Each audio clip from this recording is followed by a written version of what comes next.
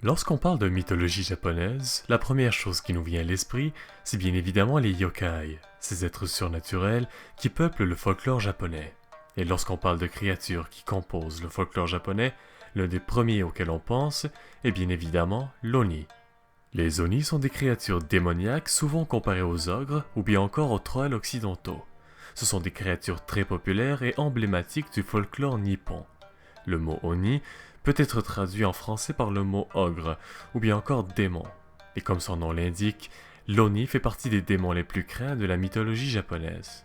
Ils sont souvent décrits comme étant de très grande taille, plus grands que le plus grand des hommes. Ils avaient selon les légendes une peau de couleur rouge ou bleue, des cornes tordues et une bouche aux dents acérées avec deux longues défenses très semblables à celles d'un sanglier. La description physique des oni change souvent dépendamment des régions où le mythe est raconté. C'est pour ça qu'il n'est pas rare de voir ces démons représentés d'une manière très différente.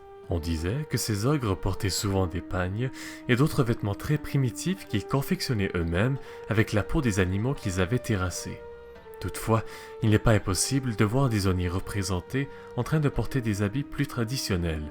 Comme je l'ai dit un peu plus tôt, la description physique des oni dépend beaucoup de la région où on parle de la créature.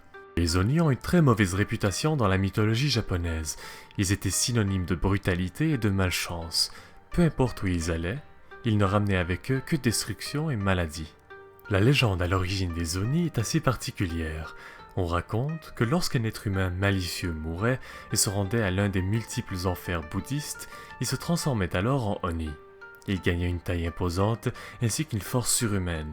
Leur couleur de peau devenait rouge et ils devenaient alors les esclaves du grand roi Enma, le souverain de l'enfer. L'enfer était peuplé de plusieurs oni. Ils étaient là principalement pour tourmenter pour l'éternité les humains qui arrivaient là après avoir mené une vie pleine de cupidité et de malice. Les tortures affligées aux damnés étaient si terribles qu'il est assez difficile de les décrire.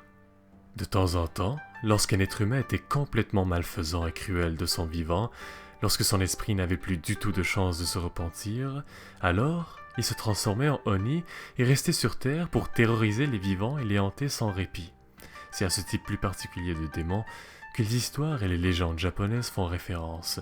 Après tout, ce genre d'entité démoniaque est la plus dangereuse pour l'homme, car il est physiquement présent sur Terre. Aujourd'hui, les oni sont représentés un peu partout dans la culture populaire du Japon. Les auteurs, dessinateurs et artistes japonais les utilisent souvent pour inspirer leurs personnages et leur travail. Alors voilà, c'est tout pour aujourd'hui, merci d'avoir regardé la vidéo, j'espère qu'elle vous aura plu. Si c'est le cas, n'hésitez pas à vous abonner à la chaîne et à partager la vidéo. Merci encore et à bientôt.